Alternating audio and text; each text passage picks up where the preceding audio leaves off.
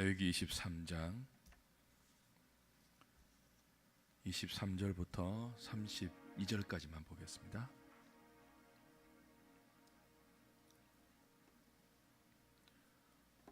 (33절부터) (44절까지는) 초막절에 관한 내용인데요, 오늘 아마 그것까지 볼 시간은 안 될 것 같습니다. 레위기 23장 23절부터 32절까지 제가 한 절, 여러분이 한 절 교독합니다. 여호와께서 모세에게 말씀하여 이르시되,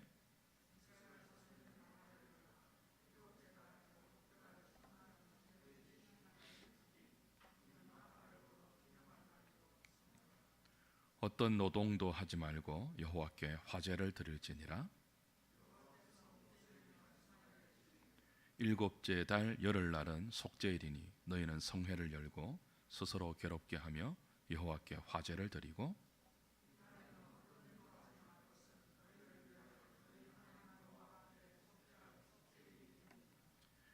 이날에 스스로 괴롭게 하지 아니하는 자는 그 백성 중에서 끊어질 것이라.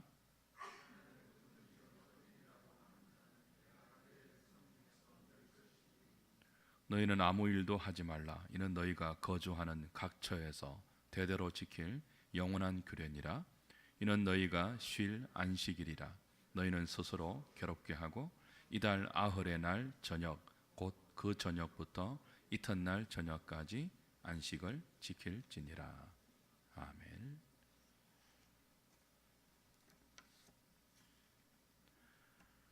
이 주째 보고 있는 레위기 23장의 절기들은 장차 오실 그리스도를 내다보는 모형과 그림자 역할을 합니다. 하나님은 그리스도가 오시기까지 은혜의 방편으로 구약의 절기들을 허락하셨습니다. 안식일을 기초로 해서 유월절, 무교절, 초실절, 오순절, 그리고 오늘 볼 나팔절과 속죄일, 마지막으로 초막절까지 그들이 기념하고 기억해야 할 명절들을 주셨는데, 그 명절들이 단순히 먹고 즐기는 날이 아니고 그리스도를 바라보게 하는, 또 그리스도 안에 머물게 하는, 장차 오실 그리스도 안에 머물게 하는 은혜의 방편이라는 거죠.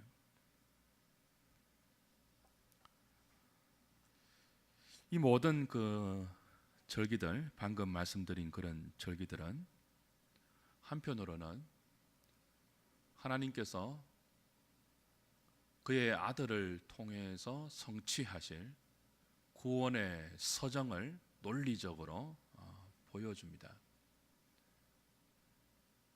여러분, 그 죄인을 향한 하나님의 구원은 삼위 하나님의 구원인데 무작정하는 것이 아니죠. 만세전의 계획 가운데서 한치의 오차도 없이 역사 속에서 삼위 하나님이 진행해 가시는 사역입니다.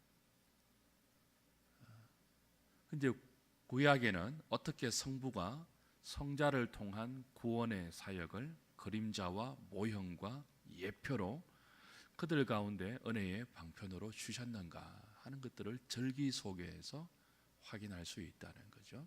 이 절기 속에 성부의 계획과 성자의 실행과 성령의 적용이 다 들어있어요. 지금 우리 신약을 사는 지금 우리처럼 선명히 보이지는 않지만 구약 백성들도 하나님께서 마련해 주신 이 특별한 은혜의 방편들을 통하여 하나님의 구원이 어떤 의미인지를 배우고 또 그들의 삶 속에서 이렇게 지켜 나갔던 것이죠. 유월절은 어린 양의 피로 출애굽한 하나님의 구원을 기념하고 기억하는 절기였죠. 동시에 그 유월절 피 흘려 죽은 어린 양이 누구인가를 내다보는 절기입니다. 장차 오실 하나님의 어린 양 오셔서 그의 백성들의 죄를 대속하기 위하여 십자가에 피 흘려 죽으실 하나님의 독생자를 바라보는 절기이죠. 무교절은 이렇게 유월절 어린 양의 피가 그의 백성들을 죄 없는 거룩한 삶으로 부르는데, 어떻게 그 유월절 어린 양이 단순히 죽으실 뿐 아니고 그들에게 누룩 없는 무교병이 되셨는가? 이거 우리 그 성막할 때 이미 확인했죠. 성소 안에 있는 진설병, 하나님 앞에 그 진설되어 있는 12개의 떡이 바로 자신을 생명의 떡으로 먹이시는 하나님의 얼굴이었고, 장차 오실 무교병이 되실 그리스도를 내다보는 그런 떡이기도 했죠. 그러니까 유월절 어린 양은 동시에 무교병으로 자기 백성을 먹여서 그들을 거룩하게 만드시는 하나님의 독생자이죠. 그걸 내다보는 것이 무교절이었습니다. 유월절과 무교절은 연결된 절기이죠. 초실절은 어떤 절기였습니까? 장사된 지 사흘 만에 부활하심으로 부활의 첫 열매가 되시는 예수 그리스도의 부활을 예표하는 절기였습니다. 지난주에 보았던 오순절은요, 초실절이 지난 50일째 되는 날, 그죠? 성령이 내리지 않습니까? 자기 백성과 함께 하시는 하나님.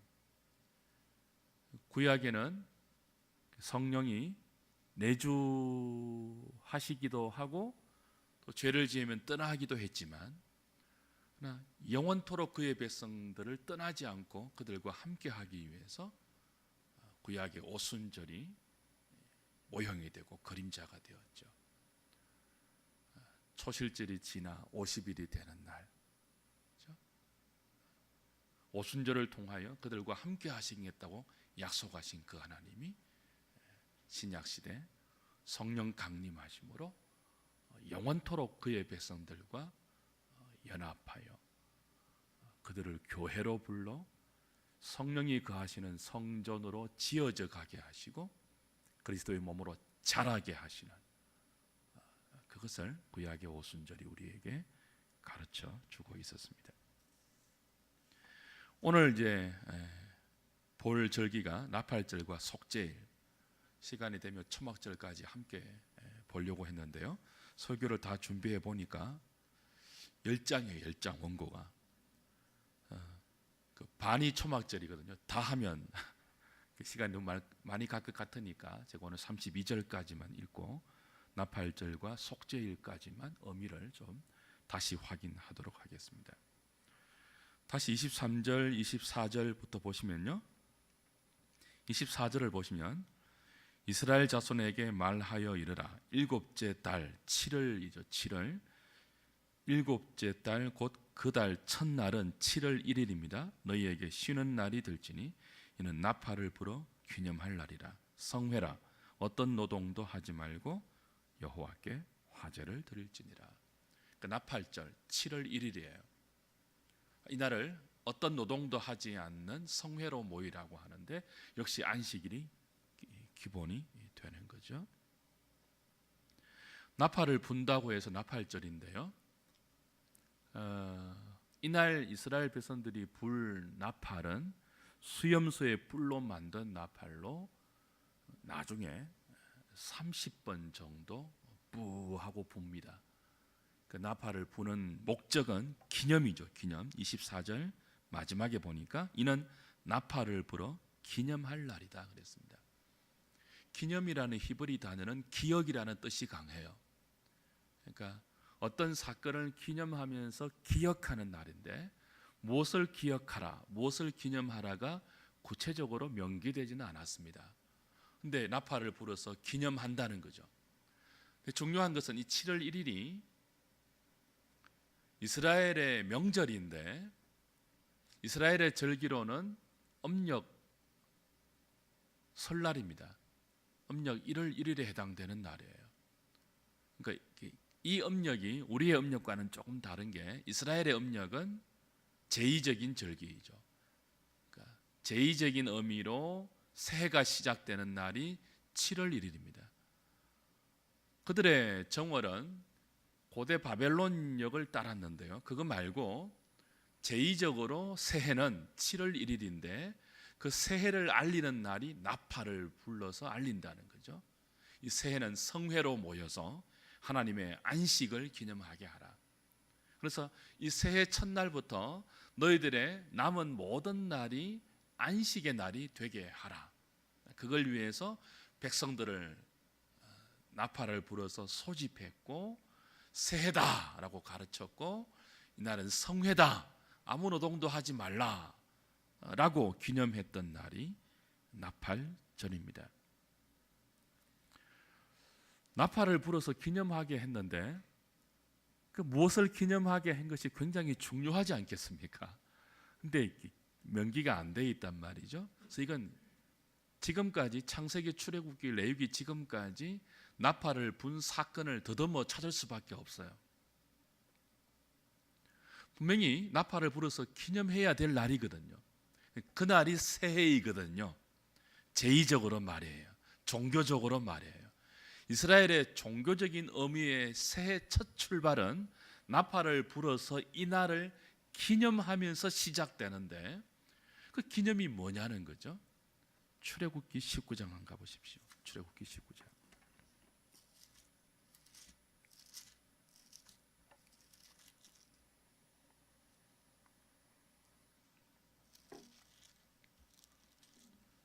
출애굽기 19장 10절부터 보십시오.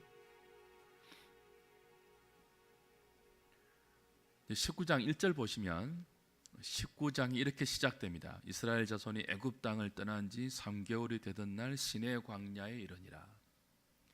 그리고 이제 19장은 언약 체결의 장이거든요. 20장이 십계명이 주어지고요. 공식적으로 하나님께서 이스라엘 백성들을 시내산에 불러 모으고 출애굽한 지 3개월 되는 때날에 시내산에 당도하여서 이제 그 시내산에 하나님이 강림하십니다. 빽빽한 구름 가운데 강림하시고 공식적으로 그들과 언약을 체결하세요. 하나님은 이스라엘의 하나님이 되고 이스라엘은 하나님의 백성이 공식적으로 되죠. 보십시오. 5절, 19장 5절. 세계가 다 내게 속하였나니 너희가 내 말을 잘 듣고 내 언약을 지키면 너희는 모든 민족 중에서 내 소유가 되겠고 너희가 내게 대하여 제사장 나라가 되며 거룩한 백성이 되리라. 이렇게 말하죠. 이게 하나님과 이스라엘 백성의 공식적인 관계가 언약 관계가 이렇게 체결이 되려고 하는데 그 언약 체결을 위해서 하나님이 그들에게 요구하십니다. 9절. 여호와께서 모세에게 이르시되 내가 빽빽한 구름 가운데서 내게 임함은 내가 너와 말하는 것을 백성들이 듣게 하며 또한 너를 영영히 믿게 하려 함이니라. 모세가 백성의 말을 여호와께 아뢰었으므로 여호와께서 모세에게 이르시되 너는 백성에게로 가서 오늘과 내일 그들을 성결하게 하며 그들에게 옷을 빨게 하고 준비하게 하여 셋째 날을 기다리게 하라. 이는 셋째 날에 나 여호와가 온 백성의 목전에서 시내산에 강림할 것이니. 그죠? 자, 시내산에 하나님이 강림하셔서 그들과 공식적으로 언약을 체결하실 거예요. 근데 하나님이 강림하시면 이스라엘 백성들이 준비가 되어야죠. 어떻게 해요? 죽지 않기 위해서 거룩한 하나님 앞에서 그들이 옷을 빨고 스스로를 성결하게 하여 그들 가운데 강림할 하나님을 맞이할 준비를 해야 돼요. 그거를 3일 동안 하게 하죠. 10절 다시 보십시오. 여호와께서 모세에게 이르시되 너는 백성에게로 가서 오늘과 내일 그들을 성결하게 하며 그들에게 옷을 빨게 하고 준비하게 하여 셋째 날을 기다리게 하라. 이는 셋째 날에 나 여호와가 온 백성의 목전에서 시내산에 강림할 것이니 너는 백성을 위하여 주위의 경계를 정하고 이르기를 너희는 삼가 산에 오르거나 그 경계를 침범하지 말지니 산을 침범하는 자는 반드시 죽임을 당할 것이라. 그 다음 13절. 그런 자에게는 손을 대지 말고 돌로 쳐 죽이거나 화살로 쏘아 죽여야 하리니 짐승이나 사람을 막론하고 살아남지 못하리라고. 그 다음 보십시오. 뭐가 나오죠? 나팔을 길게 불거든 산 앞에 이를 것이니라 하라. 나팔이 뭐죠? 나팔이 뭐예요? 하나님이 강림하신다는 신호예요. 그렇죠? 그 나팔이 불기 전에 그들이 모이면 죽는 거예요. 하나님께서 이틀 동안에 그들이 옷을 빨고 스스로를 성결하게 하여 이제 그들 가운데 하나님이 강림해도 어느 정도 거룩하신 하나님을 감당할 수준이 되었다고 보실 때 나팔을 불고 강림하실 거란 말이에요. 준비시키는 거죠. 그리고 14절 모세가 산에서 내려와 백성에게 이르러 백성을 성결하게 하니 그들이 자기 옷을 빨더라. 모세가 백성에게 이르되 준비하여 셋째 날을 기다리고 여인을 가까이 하지 말라. 셋째 날 나팔을 부는 날이에요. 그다음 16절 셋째 날 아침에 우레와 번개와 빽빽한 구름이 산 위에 있고 그다음 뭐가 나와요? 나팔 소리가 매우 크게 들리니 진중에 있는 모든 백성이 다 떨더라. 모세가 하나님을 맞으려고 백성을 거느리고 진에서 나오매 그들이 산기슭에 서 있는데 시내산의 연기가 자욱하니 여호와께서 불 가운데서 거기 강림하심이라. 그 연기가 옹기가마 연기같이 떠오르고 온 산이 크게 진동하며 16, 19절 나팔 소리가 점점 커질 때에 모세가 말한즉 하나님이 음성으로 대답하시더라. 자, 나팔 소리가 뭘 알리는 표시였죠. 하나님이 이제 우리와 언약을 맺기 위해서 이 시내산에 강림하신다. 준비해라. 함부로 맞으면 죽는다. 옷을 빨고 성결하게 하고 그분과 언약을 체결할 준비를 하라. 이게 나팔 소리예요. 나팔 소리와 더불어서 빽빽한 구름으로 시내산에 모여있는 그들 가운데 하나님이 강림하실 때 그들은 두려워 떨었죠. 그리고 이제 20장에 십계명을 주시는 것이 연결되고 이어집니다. 그 외에는 나팔을 부는 사건이 없습니다. 창세기, 출애굽기, 레위기 23장까지 오면서 그 레위기 23장 오늘 본문 나팔절에서 나팔을 불어서 너희들이 기념하라 한 것은 이 사건 외에는 없단 말이죠. 그리고 나팔을 불어서 기념하는 그날이 그들에게는 종교적으로 새해 첫날이 됩니다. 7월 1일 음력 설날이 되는 거죠. 새날이 되는 것입니다. 뭘 기념해야 되죠? 그럼 뭘 기억해야 되죠? 이스라엘 백성이 어떻게 하나님이 백성이 된 것인지를 나팔 소리를 듣고 기억하여 하나님께서 은혜 가운데 그들에게 강림하여 말씀을 주시고 그들을 하나님의 백성 삼아 주신 그날을 기념하라는 것입니다.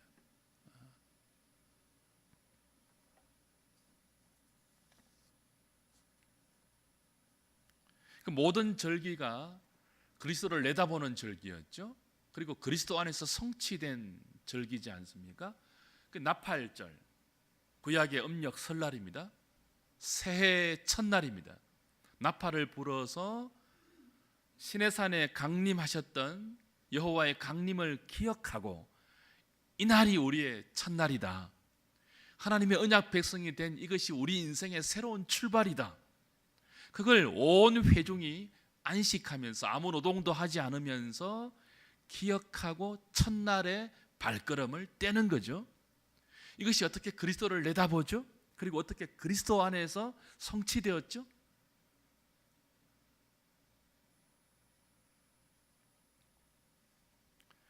여러분, 그리스도는 우리에게 새날을 주시는 분입니다. 안식일의 주인으로 오셔서 그를 믿고 그 안에 거하는 모든 자에게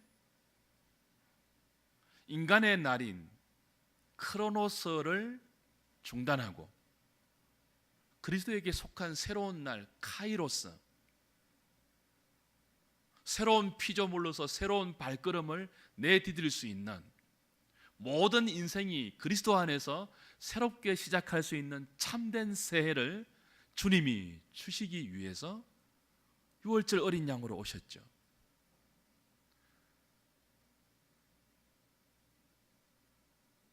누구든지 그리스도 안에 있으면 새로운 피조물이라 그랬습니다. 이전 것은 지나갔으니 보라, 새 것이 되었다 그랬죠. 여러분, 그리스도 안에 있지 않으면 해마다 새해를 맞이해도 그 새해는 진정한 새해가 될 수 없습니다. 전도자가 전도서에서 해 아래 새 것이 없다고 했죠. 해 아래 해마다 새해가 반복됩니다. 우리가 얼마 전에도 설날을 세웠지 않습니까? 그런데 해마다 반복되는 이 설날은 그리스도 안에 있지 않으면, 그리스도를 바라보지 않으면 헛된 반복일 수밖에 없습니다. 인간의 시간일 수밖에 없고, 그 반복은 사망을 향한 진전밖에 되지 않습니다. 새해가 아닙니다. 진정한 새해가 아닙니다. 진정한 새해가 되려면 나팔을 불어서 기념해야 합니다. 그저 반복되는 시간이 1월 1일을 가르친다고, 달력이 1월 1일을 우리에게 지시한다고 새로운 날이 되는 것이 아니고, 나팔을 불어서 기념해야 진정한 새해가 되는 거죠. 뭘 기념해야 되죠? 우리가 어떻게 하나님과 언약 백성이 되었느냐, 하나님이 어떻게 우리 가운데 찾아오셨느냐, 유월절 어린 양의 피를 통해서 어떻게 우리를 출애굽시켜서 시내산에 불러 모아 말 듣지 않는 우리들과 언약을 맺고 언약의 율법을 주셔서 여기까지 인도하셨는가, 기념할 때, 기억할 때. 그래서 그 나팔이 의미하는 그리스도를 내다볼 때, 나팔을 불어서 바라보게 한 하나님의 독생자, 그 하나님의 은혜, 그걸 우리가 믿음으로 받아들일 때 우리에게는 매일이 새날이 될 수 있고 매일이 새해가 될 수 있죠.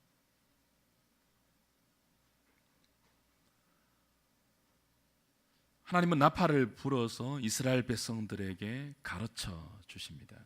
내가 시내산에서 너희들에게 강림해서 나의 말씀을 주었다. 그리고 그 말씀을 통해서 너희들과 내가 관계가 맺어졌다. 나는 너희들의 하나님이 되고 너희들은 내 백성이 되었다. 내 말씀을 통해서 그렇게 되었다. 그 말씀을 주기 위해서 나팔과 더불어 내가 너희들 가운데 강림했다. 그걸 기억하라. 그처럼 언젠가는 내가 나의 독생자를 너희들 가운데 줄 것이다. 말씀으로 줄 것이다. 그리고 그 독생자의 말씀을 통하여 나와 너희들의 관계가 언약 백성과 언약의 하나님 관계가 될 것이다. 여러분, 요한복음 1장에서 요한이 뭐라고 했습니까?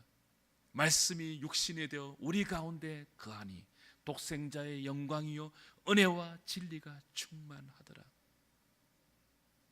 말씀이 우리 가운데 거하니 함께 할 수 없는 하나님, 나팔 소리로 사인을 주셔서 그들 가운데 3일 동안의 준비를 시켜서 죽지 않게 하셨던 그 하나님의 은혜가 이제는 친히 그의 독생자를 우리 가운데 말씀으로 주셔서 우리가 그의 영광을 보니 독생자의 영광이라고 고백할 수 있는 그 그리스도를 주셨죠.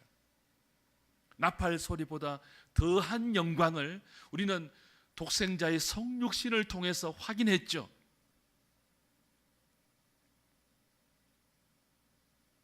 그리고 누구든지 그 독생자 안에 있으면 새로운 피조물이 되어서 헛된 반복의 연속이었던 새해를 중단하고 그 그리스도 안에서 하나님의 나팔 소리를 듣는 것입니다.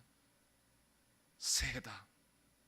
나의 독생자를 믿고 나의 독생자를 통해서 나에게 나오는 자는 새날이 열릴 것이다. 의미 없는 반복이 아니고 매일매일 새로운 새해가 될 것이다. 그게 나팔절의 의미고 그리스도 안에 성취된 나팔절의 기능인 것입니다.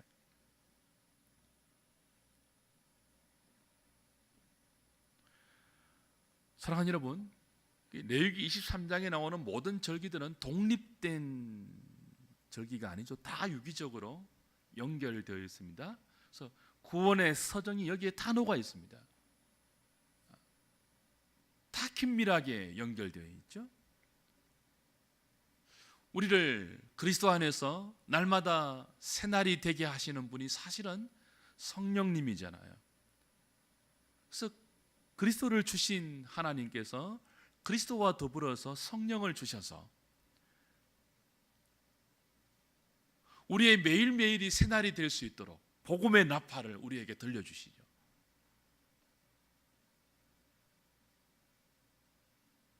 절기를 완성하신 그리스도 안에서 우리의 매일이 7월 1일 구약의 새해가 되게 하려면 성령의 은혜 가운데 그리스도 안에서 우리가 머물러야 합니다.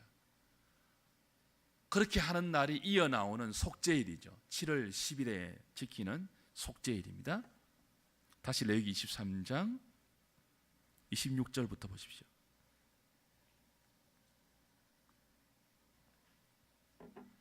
여호와께서 모세에게 말씀하여 이르시되 일곱째 달 열흘날은 속죄일이니 7월 10일입니다. 너희는 성회를 열고 스스로 괴롭게 하며 여호와께 화제를 드리고 이날에는 어떤 일도 하지 말 것은 너희를 위하여 너희 하나님 여호와 앞에 속죄할 속죄일이 됨이니라. 이날에 스스로 괴롭게 하지 아니하는 자는 그 백성 중에서 끊어질 것이라.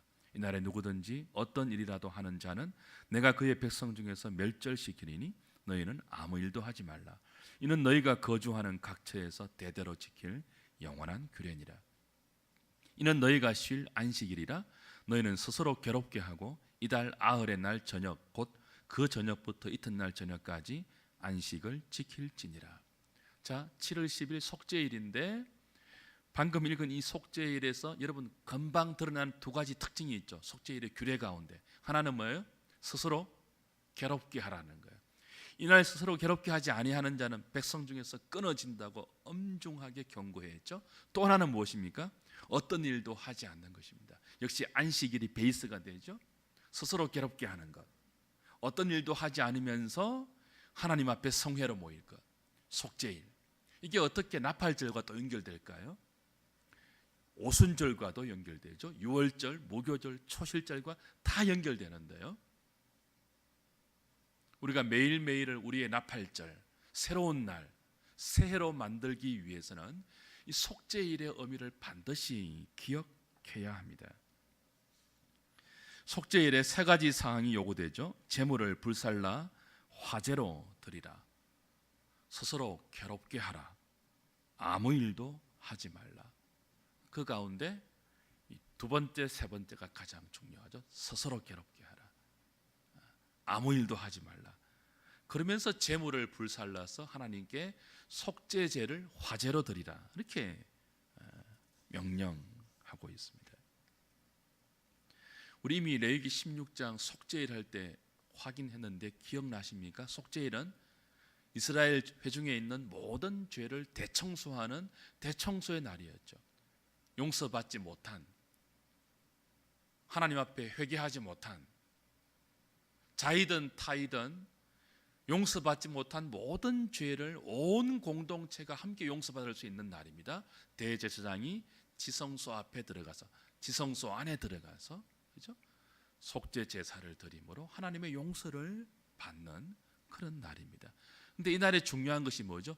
스스로 자신을 괴롭게 하는 거예요. 자기를 돌아보면서 겸비하여 스스로 자신을 괴롭게 하고 하나님 앞에 속죄 제사를 화제로 드리는 것입니다.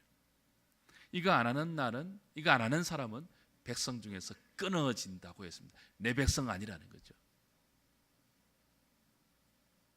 우리가 매일매일을 그리스도 안에서 새로운 날로 만들기 위해서는 이 속죄일의 정신이 반드시 필요합니다. 속죄일이 뭡니까? 스스로 괴롭게 하는, 자기를 돌아보면서 용서받지 못한 혹은 처리되지 못한 자기의 죄와 그 죄로 인해 자기에게 쏟아질 하나님의 진노를 생각하면서 스스로 괴롭게 하는 날입니다. 그 마음으로 속죄 제사를 하나님께 화제로 드리는 날입니다. 그걸 위해서 이 날은 아무 일도 하지 않도록 요구되는 날입니다. 그렇죠?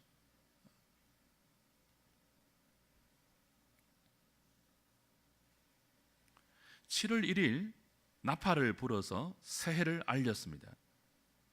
이날을 성회로 선포하고 역시 아무 노동도 하지 않도록 했습니다. 그리고 7월 10일 7월 1일 날 나팔을 불러서 새해로 선포한 그날이 정말 하나님 안에서 날마다 새로운 날이 되기 위해서는 헛된 반복의 인간의 날이 아니고 하나님 안에서 생명을 향하여 진전되는 새로운 날이 되기 위해서는 속죄일이 반드시 필요하죠. 자신을 돌아보면서 하나님 안이 아닌 하나님 밖에서 하나님의 진노를 받을 수밖에 없는 삶을 살았던 적이 없는지를 돌아보고 그런 삶이야말로 반복되면 반복될수록 해 아래 헛되니 헛된 뿐인 인생임을, 그런 시간임을 알고 하나님 앞에 스스로 자기를 괴롭게 하면서 회개하는 마음으로 속죄의 제사를 올려드리는 그 자에게 신약식으로 말하면 뭐예요? 마태복음 5장에 나오는 산상수훈에 애통하는 자이죠. 가난한 심령을 가진 자이죠. 의에 줄이고 목마른 자들이죠. 스스로 자기를 괴롭게 하는 거예요.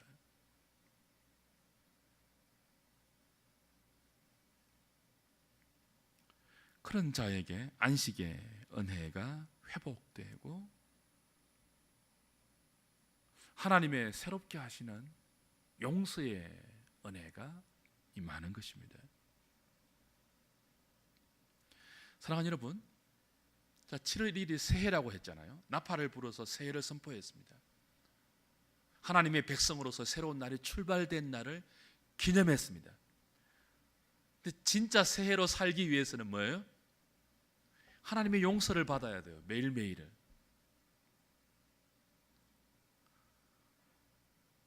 하나님의 은혜 안에서 살지 못한 나를 용서받지 않으면 새날이 될 수 없죠. 그래서 속죄일을 주신 거죠.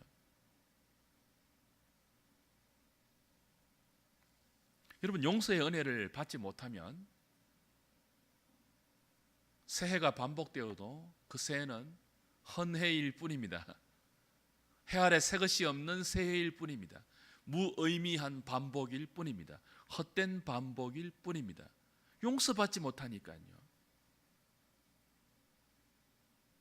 하나님의 진노 중에서 반복되는 날일 뿐인 것이죠. 속죄일은 이런 인생들에게 용서의 은혜를 베푸시는 하나님의 무궁한 자비를 보여주는 날입니다. 어떤 인생이라도 과거에 어떤 삶을 살았다 할지라도 하나님의 말씀을 듣고 나팔 소리를 듣고 스스로 괴롭게 하여 하나님께 용서를 구하는 자에게는, 스스로 괴롭게 하여 겸비한 마음으로 용서를 구하는 자에게는 자비와 공유를 베푸셔서 새로운 날을 살 수 있도록 새로운 은혜를 주신다는 것입니다. 예레미야 예가 3장에 보시면 예레미야 선지자가 이렇게 고백을 하죠. 여호와의 인자와 긍휼이 무궁하심으로 우리가 진멸되지 아니함이니이다. 이것들이 아침마다 새로우니 주의 성실하심이 크시도소이다. 여러분, 아침마다 하나님의 자비하심과 하나님의 긍휼이 새롭지 아니하면요, 우리는 하나님의 진노 가운데 머물 수밖에 없습니다. 그런데 아침마다 새로운 하나님의 자비가 있습니다. 아침마다 새로운 하나님의 긍휼이 있습니다. 그걸 받아야 우리의 날이 매일 새 날이 될 수 있습니다. 그 용서를 받게 하는 날이 속죄일이죠. 그 아침마다 새로운 하나님의 자비와 긍휼을 얻기 위해서 하나님 우리에게 요구하시는 것이 있죠. 스스로 괴롭게 하라. 교만한 자에게는 은혜가 임하지 않습니다. 뻔뻔한 자에게는 무궁한 자비와 하나님의 은혜는 아무 상관이 없습니다. 가슴을 치고 내가 헛된 인생을 살았습니다. 죽을 죄인입니다. 하나님의 용서와 자비가 없으면 나는 매일 반복되는 삶을 살아도 아무 소망이 없는 인생입니다. 지옥을 향하여 가고 있는 인생입니다. 그걸 깨닫고 말씀을 통해서 깨닫고 스스로 괴롭게 하여 아침마다 새로운 하나님의 무궁한 자비를 구하는 자에게 하나님은 은혜가 풍성한 분이십니다. 새날을 허락하시죠. 나팔절을 주시죠.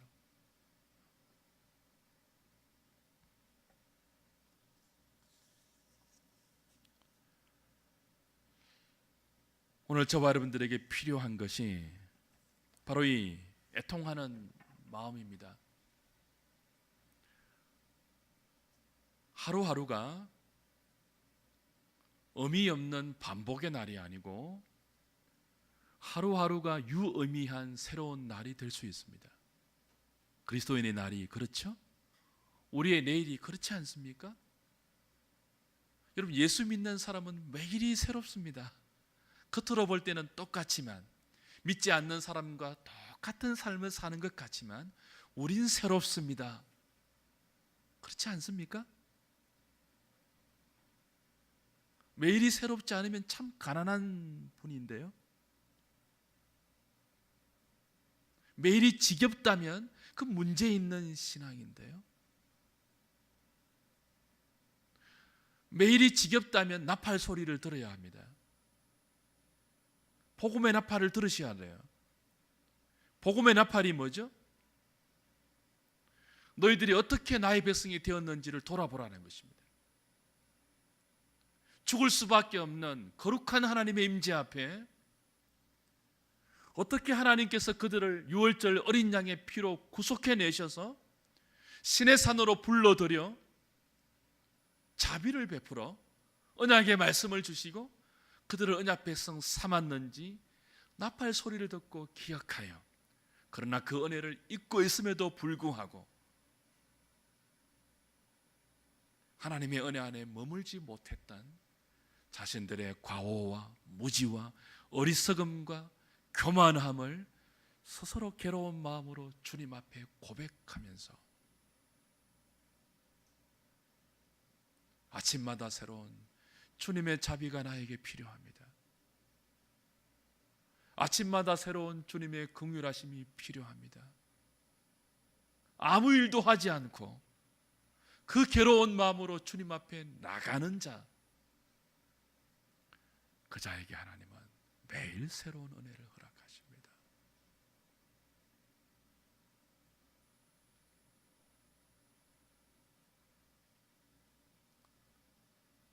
이런 말씀을 읽으면 절망스러운 우리의 모습이 보이죠. 그럴 때마다 성령님은 우리에게 가난한 마음과 애통한 마음을 허락하십니다. 그리스도인들입니다. 그렇죠? 우리는 스스로 괴롭게 합니다. 그리고 간절한 마음으로 하나님께 구합니다. 성령의 은혜를 구합니다. 용서를 구합니다. 이제 이번 금요일부터 사경에 할 것인데, 주제가 역경 중에 만나는 하나님이지 않습니까?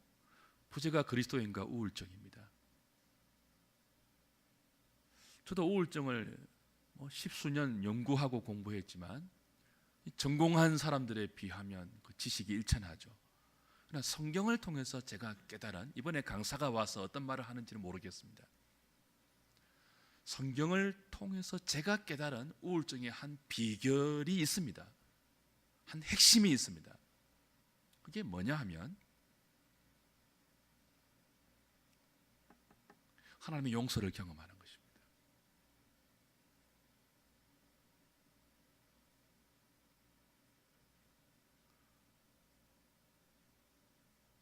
수많은 그리스도인들이 자신의 현실 때문에 낭망하고 좌절하고 불평하고 원망하면서 하나님의 용서 앞으로 담대히 나가지 못합니다. 자기가 자신을 너무 사랑해서 하나님이 자기에게 허락하신 삶의 형편을 인정을 못해요. 그렇죠?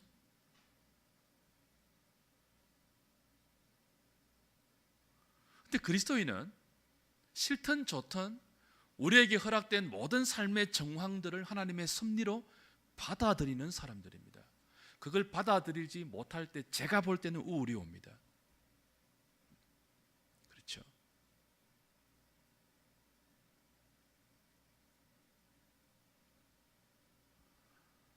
받아들이면서 하나님의 자비하심을 구하는 것, 아침마다 새로운 하나님의 무궁한 긍휼을 구하는 것,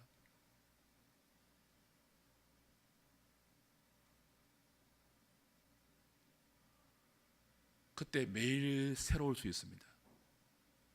제가 보는 우울증의 탈출 방법입니다. 매일이 우울하십니까?